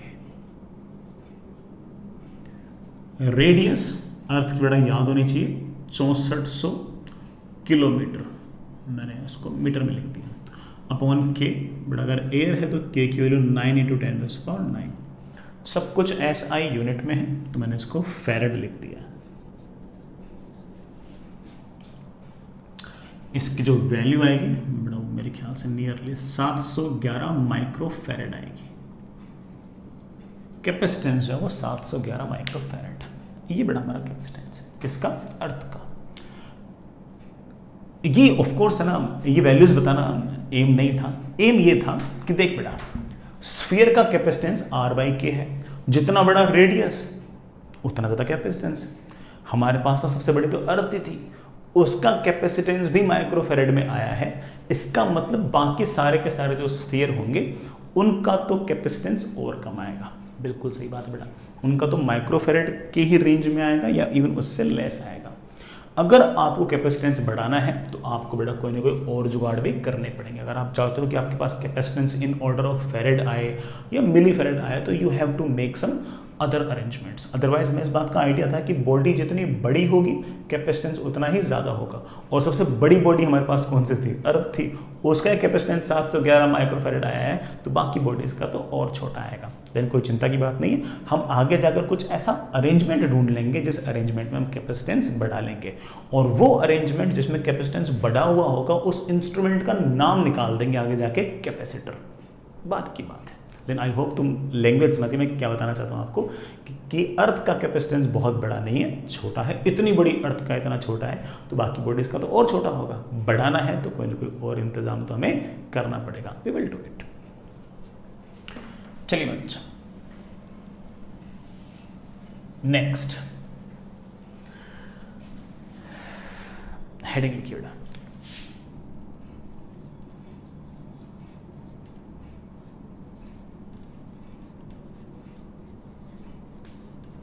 एनर्जी स्टोर्ड बाय कंडक्टर या फिर मेटल। कोई भी मेटल कितनी एनर्जी स्टोर करेगा उसको डिस्कस करते हैं। कोई भी कंडक्टर, कोई बॉडी जो एनर्जी स्टोर करती है उसका हम एक नाम पे निकाल सकते हैं, that is self energy. That is self energy. ऐसा काम ने इलेक्ट्रो में भी किया था, फिर से कर रहे हैं। मान लीजिए कि हमारे पास कोई ना कोई कंडक्टर है, ऐसा कंडक्टर जिसका कैपेसिटेंस है Q C। हमने इस कंडक्टर को Q चार्ज दे रखा है और ये सारा का सारा Q चार्ज जो है ये ऐसे सरफेस पे है। इस Q चार्ज के कारण यहां से लेकर इंफिनिटी तक इलेक्ट्रिक फील्ड है। उस इलेक्ट्रिक फील्ड के अंदर ऑफ कोर्स एनर्जी डेंसिटी है। तो इस कंडक्टर ने कितनी एनर्जी स्टोर कर रखी है मैं उसको दो तरीके से समझा सकता हूं। हो सकता है मैं दो तरीके से निकाल ना पाऊं, लेकिन समझा सकता हूं। पहला ये कि this energy can be written as, इसके कारण कितनी एनर्जी डेंसिटी है। बेटा एनर्जी डेंसिटी आएगी half epsilon naught into E का स्क्वायर मल्टीप्लाइड बाई छोटा सा वॉल्यूम, दैट इज dV। और ऐसे छोटे छोटे छोटे छोटे छोटे वॉल्यूम के अंदर एनर्जी डेंसिटी लिखते रहो और जोड़ते रहो। अब इसकी बेटा शेप साइज ज्योमेट्री पता तो है नहीं, तो ये हमारे लिए निकालना बहुत ही मुश्किल काम है, बट लिख तो सकती है। सिर्फ फिर कैसे निकालोगे इसकी एनर्जी? बेटा आई हैव प्लान। मेरा प्लान ये है कि इसके पास चार्ज कैपिटल Q है। फाइनली एक काम करते हैं, सारा का सारा चार्ज शुरुआत में भेज देते हैं इन्फिनिटी दे देते हैं, और धीरे धीरे धीरे करके हम इसके ऊपर चार्ज लेकर आते हैं। हम जो धीरे धीरे धीरे इस पर जो चार्ज लाकर रखेंगे, उस चार्ज को रखने में हमने जितना वर्क डन किया होगा वही तो इस सिस्टम की सेल्फ एनर्जी या फिर इस सिस्टम की इलेक्ट्रोस्टैटिक पोटेंशियल एनर्जी होती है। I hope you remember this. सारे के सारे चार्ज को इन्फिनिटी भेज दो और सारे के सारे चार्ज को धीरे धीरे धीरे धीरे धीरे धीरे लाकर रख दो। धीरे धीरे इसलिए कि काइनेटिक एनर्जी में कोई चेंज ना आए। तो आपने जो वर्डन किया फिर वो गया कहाँ? काइनेटिक एनर्जी तो गया नहीं, फिर कहाँ गया? तो आप बोल सकते that is the potential energy of the system, या फिर electrostatic potential energy of the system, या फिर energy stored by this metallic surface. एक ही बात है। तो सारे चार्ज को मैंने इन्फिनिटी भेज दिया।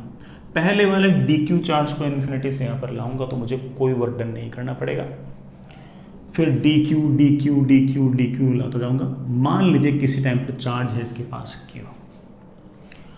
अब अगर मैं अगले किसी dq चार्ज को अगर इन्फिनिटी से यहां पर लेकर आऊंगा तो मुझे कोई ना कोई वर्क डन तो करना पड़ेगा। याद कीजिए, छोटा सा चार्ज है तो वर्क डन भी करना पड़ेगा छोटा सा। इन्फिनिटी से एक कूलम्ब चार्ज को लाने के लिए वर्क डन करना पड़ता था v। यही तो v की डेफिनेशन थी, यही तो पोटेंशियल की डेफिनेशन थी कि एक कूलम्ब चार्ज को इन्फिनिटी से यहां पर स्लोली लाने में जो वर्क डन होगा उसको हम v कहेंगे। एक कूलम्ब चार्ज को लाने में अगर v वर्क डन करना पड़ रहा है तो dq चार्ज को लाने में कितना वर्क डन करना पड़ेगा इनटू dq। सर इसका V कैसे लिखोगे? बेटा वही फॉर्मूला हमारे पास, तो कैपेसिटेंस का बेटा याद करो फॉर्मूला था, क्या था? Q by V. Q by V, charge is directly proportional to potential. और आप कह सकते हो कि मैं V को लिख सकता हूं, अरे भाई क्या लिख सकते हो? V को बेटा तुम लिख सकते हो Q by C into d Q. Sir मुझे इस एक्सटर्नल एजेंट का सारा वर्डन चाहिए बेटा, सारा चाहिए, तो जोड़ ले।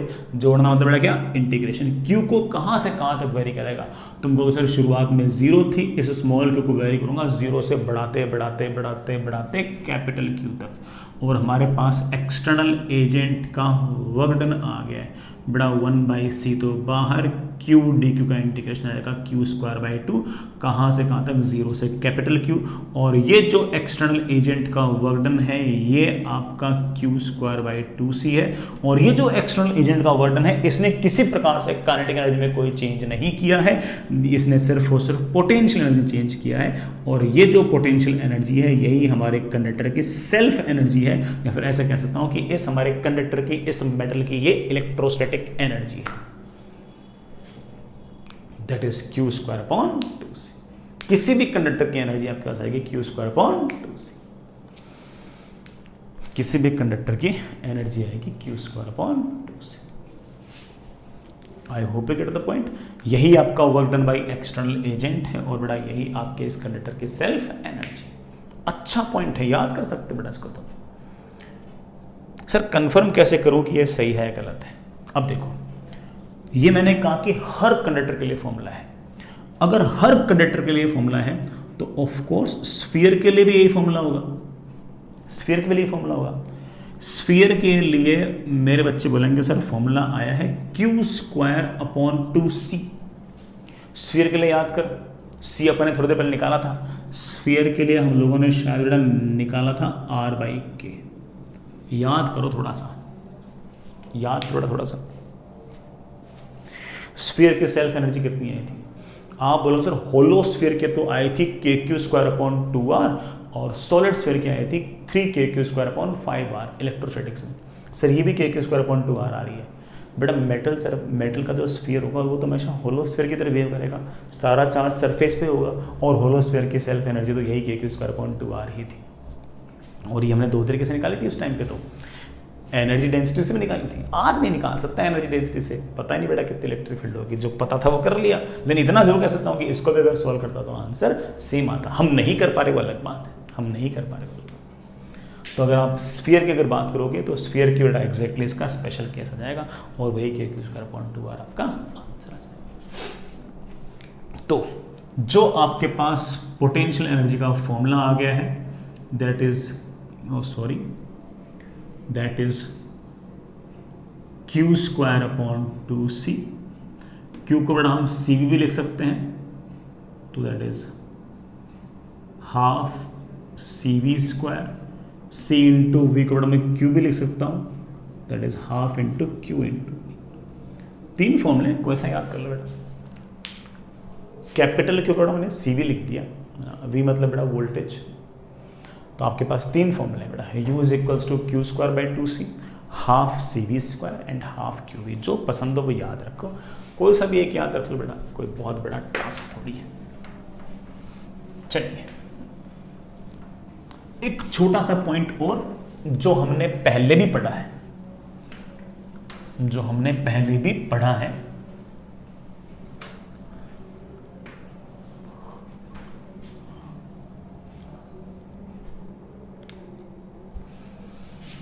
बस पहले हमने स्फीयर के केस में पढ़ा था, अब हम पढ़ रहे हैं कंडक्टर के केस में। कोई सा भी कंडक्टर हो, ऐसी शेप्स है ज्योमेट्री का, that is sharing of charges between two conductors. दो कंडक्टर्स किस तरह से चार्ज को शेयर करेंगे, याद करो बेटा। ऐसी हेडिंग अपने पहले भी डाली थी, sharing of charges between two metallic spheres. ठीक, ये मान लो कि मेरे पास एक कंडक्टर है, चार्ज है Q1, कैपेसिटेंस है C1, पोटेंशियल है V1। हम लिख सकते हैं Q1 is equals to C1 V1। ठीक है, ये दूसरा कंडक्टर है, चार्ज है Q2, कैपेसिटेंस है C2, इसका पोटेंशियल है V2, we could easily right कि Q2 is equals to C2 into V2। These are two metals, बेटा दो मेटल है, इन दोनों को मैंने एक कंडक्टिंग वायर से जोड़ दिया। ले बेटा इस स्विच को ऑन कर दिया। मान ले एक बार के लिए कि V1 V2 से बड़ा है। Current always flows from higher potential to lower potential. Current भागेगा ऐसे, करंट जैसे भागेगा ऐसे, ये वाला चार्ज बढ़ेगा तो ये वाला पोटेंशियल बढ़ेगा। करंट भागेगा ऐसे तो ये वाला चार्ज घटेगा तो ये वाला पोटेंशियल घटेगा। ये वाला पोटेंशियल घटता जाएगा, ये वाला पोटेंशियल बढ़ता जाएगा। शुरुआत में ये ज्यादा था, ये कम था, ये पोटेंशियल बढ़ा, ये पोटेंशियल घटा, घटते बढ़ते घटते बढ़ते घटते बढ़ते कभी ना कभी दोनों का पोटेंशियल बराबर है। जैसे दोनों का पोटेंशियल बराबर, हम जानते हैं करंट जाना बंद। तो कभी ना कभी ऐसा होगा कि इसका पोटेंशियल भी V हो जाएगा और इसका पोटेंशियल भी V हो जाएगा। मेरे बच्चे कहेंगे सर याद है, मैं ये वाली बातें पहले से बता दी। और उस टाइम पर मान लेते हैं कि इसका चार्ज हो गया है स्मॉल q1 और इसका चार्ज हो गया है स्मॉल q2। मुझे ये स्मॉल q1 और स्मॉल q2 निकालने हैं। As you remember that q1 और q2 दो नोन है, उनको सॉल्व करने के लिए दो इक्वेशन चाहिए। कौन सी? एक तो ये कि charge conservation, final charge is q1 plus q2, that must be equals to initial charge. Initial charge है capital Q1 plus capital Q2। ये पसंद ना हो तो ऐसे लिख दो C1 V1 plus C2 V2, किसी भी टर्म में आंसर याद कर लो। दूसरा काम कि फाइनली इसका पोटेंशियल और इसका पोटेंशियल बराबर हो गए, दोनों के पोटेंशियल बराबर हो गए। इसका पोटेंशियल बड़े आराम से लिख सकता हूं। पोटेंशियल का फॉर्मूला क्या था बेटा? मेरे ख्याल से कैपेसिटेंस का फॉर्मूला था चार्ज अपॉन पोटेंशियल। तो मैं कह सकता हूं कि potential can be written as charge upon capacitance. Charge है Q1, कैपेसिटेंस है C1। अब इसका चार्ज है Q2 और कैपेसिटेंस है C2। This is my equation number 1, this is my equation number 2। Equation number 2 says that कि Q1 upon Q2 is equals to C1 upon C2। मतलब दोनों चार्ज को बांट लेंगे। कैसे बांट लेंगे? Directly proportional to their capacitance. Directly proportional to capacitance charge को बांट लेंगे। सोल्व करना चाहो बेटा, सोल्व कर लो। Q1 की वैल्यू आ गई है C1 upon C1 plus C2 into Q1 plus Q2। Q2 की वैल्यू आ गई है C2 upon C1 plus C2 into Q1 plus Q2। ये Q1 Q2 पसंद ना हो तो आप इसको ऐसे भी लिख सकते हो। मैं मिटा दूं इसको,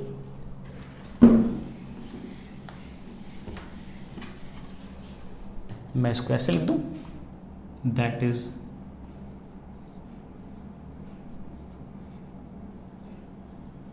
C1 V1 plus C2 V2, C2 upon C1 plus C2, C1 V1 plus C2। जैसे इच्छा वैसे याद कर लो, बढ़िया है। अच्छा, कोई मुझसे पूछ ले कि सर फाइनली ये पोटेंशियल होगा कितना? भाई दोनों का बराबर होगा। सर वो होगा कितना? बेटा फाइनली ये पोटेंशियल निकालना हो तो लिख दो, या तो Q1 बाई C1 लिख दो, या इसका चार्ज अपॉन इसका कैपेसिटेंस लिख दो। फाइनली ये कॉमन पोटेंशियल आएगा कितना?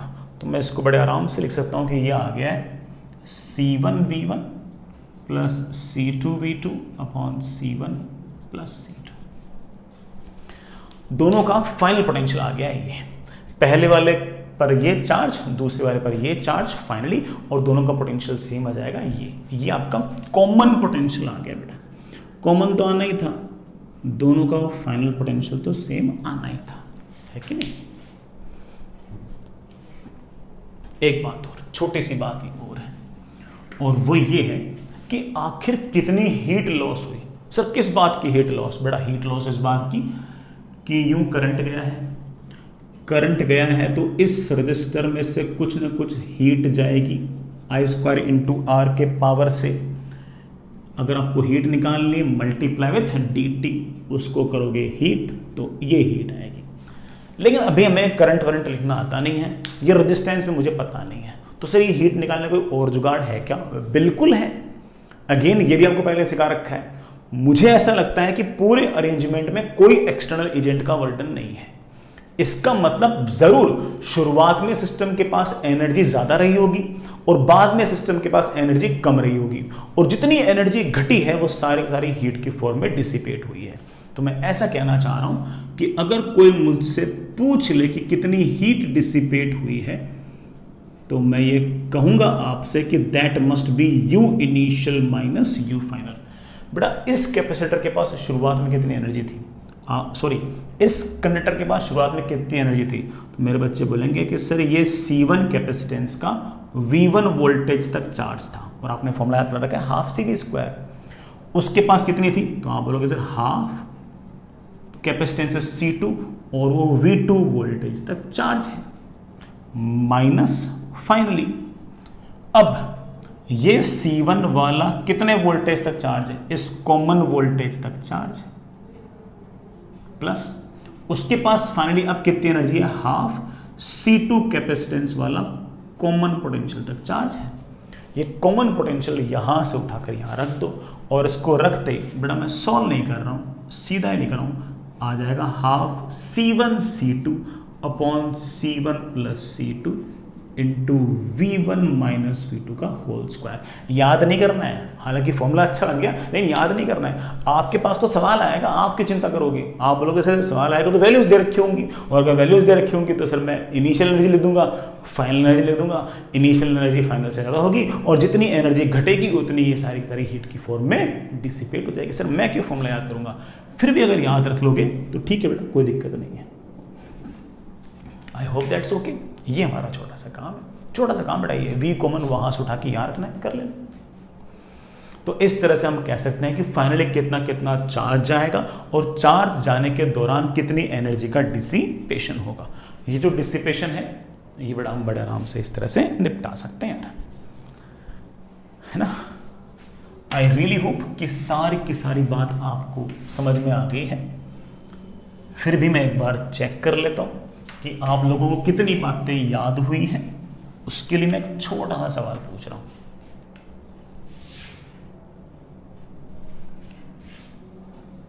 ये एक कंडक्टर, ये एक दूसरा कंडक्टर, इसका कैपेसिटेंस है 6 माइक्रोफैरड, इसका कैपेसिटेंस है 3 माइक्रोफैरड। ठीक है बेटा, ये चार्ज्ड है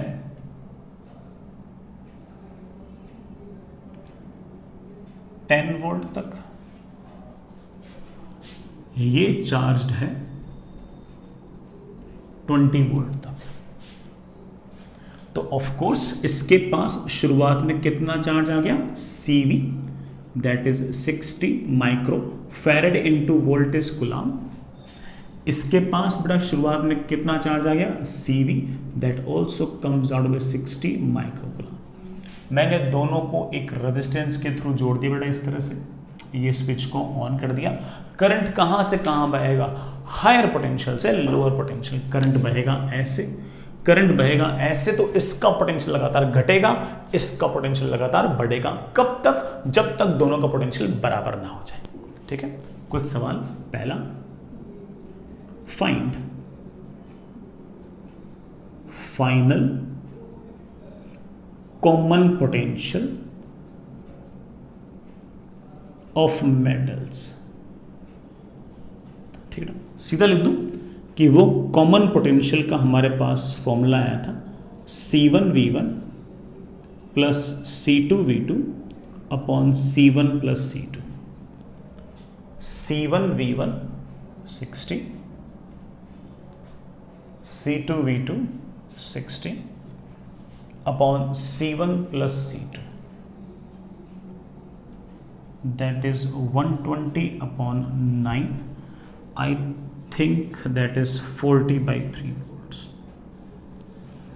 इसका पोटेंशियल तो 20 से घटकर 40/3 हो जाएगा, इसका पोटेंशियल 10 से बढ़कर 40/3 हो जाएगा।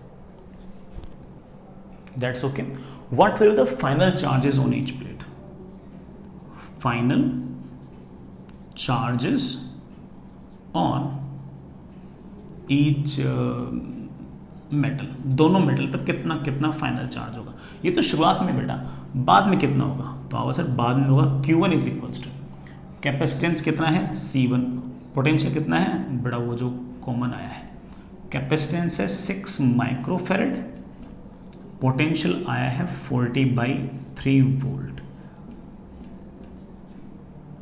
बेटा कितना 80 आएगा, 80 microfarad into volt as we know that coulomb. उसके पास कितना आएगा, उसके पास आएगा कैपेसिटेंस है C2, अब वोल्टेज कितना हो गया जो कॉमन है बड़ा लिख दो, कैपेसिटेंस कितना है 3 microfarad into 40/3 volt, I think आ गया 40 माइक्रोकूलम। फाइनली इसके पास चार्ज आ गया है 80 माइक्रोकूलम और इसके पास आ गया है 40 माइक्रोकूलम, आना ही था। दोनों के पास टोटल मिलाकर 120 माइक्रोकूलम चार्ज था, 60 ये, उस 120 को बांट दो, कैसे बांट दो, directly proportional to capacitance. Capacitance है मेरे ख्याल से 2:1 के रेशो में, तो 120 को बांट दो 2:1 के रेशो में, कितना हो गया 80 और 40, आना ही था। ऑफ कोर्स कुछ ना कुछ हीट लॉस हुई है। अब बड़ा हीट लॉस तो तुम है ना लॉजिक से भी निकाल सकते हो और फॉर्मूले से भी निकाल सकते हो, लॉजिक से भी निकाल सकते हो और फॉर्मूले से भी। लॉजिक से तो ऐसे कि पहले इनिशियल निकाल लो, फिर फाइनल निकाल लो, फिर माइनस कर दो। तो अगर मुझसे कोई पूछे कि हीट लॉस कितनी होगी, तो लॉजिक से तो कहूंगा you initial minus you final. इसके पास यू इनिशियल कितनी है, फॉर्मूला है हाफ सी, कैपेसिटेंस कितना है 6 माइक्रोफेरेड इंटू वोल्टेज का स्क्वायर 10 वोल्ट का स्क्वायर। बेटा फेरेड और वोल्ट तो एसआई यूनिट है, माइक्रो अलग से लगा देंगे, तो ये फेरेड इंटू वोल्ट का स्क्वायर तो जूल हो जाएगा, क्योंकि एनर्जी है ना जूल हो जाएगा। प्लस इसके पास इनिशियल कितनी है हाफ सी, सी कितना है 3 माइक्रोफेरेड इंटू वोल्टेज का स्क्वायर 20 वोल्ट का स्क्वायर, माइनस बाद में final half C into V का स्क्वायर, सी इंटू वी का स्क्वायर, वी तो दोनों का सेम ही है, तो सी आ गया है 6 microfarad plus 3 microfarad into voltage का स्क्वायर। बड़ा वोल्टेज कितना 40/3 था क्या, या आंसर आना चाहिए बेटा, दैट इज 300 माइक्रोजूल प्लस 600 माइक्रोजूल, बेटा 600 आएगा ना 400/2, हाँ बेटा ठीक है, minus half into 9 into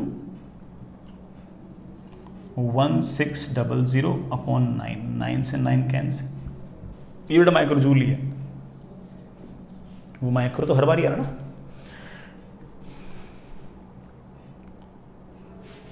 that is 6, मेरे ख्याल से 100 माइक्रोजूल आंसर आ गया होगा, जो हीट लॉस है वो 100 माइक्रोजूल आ गया बेटा, ठीक है बढ़िया। अगर कोई बच्चा बोले सर फॉर्मूला भी था, हाँ बेटा फॉर्मूला तो था ही, इसी एनर्जी लॉस का बड़ा फॉर्मूला भी था। क्या फॉर्मूला था, हीट लॉस का क्या फॉर्मूला था, half C1 C2 upon C1 plus C2 into V1 minus V2 का होल स्क्वायर। करते हैं बेटा half C1 C2 6 18 upon C1 plus C2 9, नीचे तो आ गया 9 माइक्रोफेरेड, ऊपर आ गया माइक्रोफेरेड इंटू माइक्रोफेरेड, तो माइक्रोफेरेड इंटू माइक्रोफेरेड ऊपर बच जाएगा भाई, ऊपर माइक्रोफेरेड इंटू माइक्रोफेरेड था, नीचे सिर्फ माइक्रोफेरेड था, एक माइक्रोफेरेड कैंसिल, एक माइक्रोफेरेड बच गया, into V1 minus V2, V1 minus V2 minus 10, एक ही बात बेटा, दैट इज 100 वोल्ट का स्क्वायर। बड़ा मेरे ख्याल से तो ये कैंसिल, और वोल्ट का स्क्वायर इंटू फेरेड, ये तो SI यूनिट है तो जूल आएगा, माइक्रो फ्री बच गया, तो आंसर आ गया 100 माइक्रो जूल।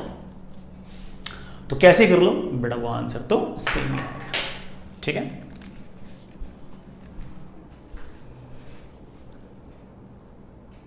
आगे चलिए बच्चों, चलिए बेटा इस पर एक बार होमवर्क तो नहीं है ना, शीट तो आगे होगी, बट होमवर्क बड़ा कल देंगे, आज तो सिर्फ और सिर्फ वही कैपेसिटेंस की फील लेने में ही टाइम निकल गया, कैलकुलेशंस तो अगर अपने कुछ ज़्यादा की नहीं, कल करते हैं। फिर भी है ना, आप जो पहले से काम दे रखा है करंट इलेक्ट्रिसिटी का, उसकी पूरी शीट निपटाइए, उसकी इसेंशियल शीट, उसकी बड़ा एक्स्ट्रा एज, रैंकर्स वगैरह सारे निपटा सकते हैं।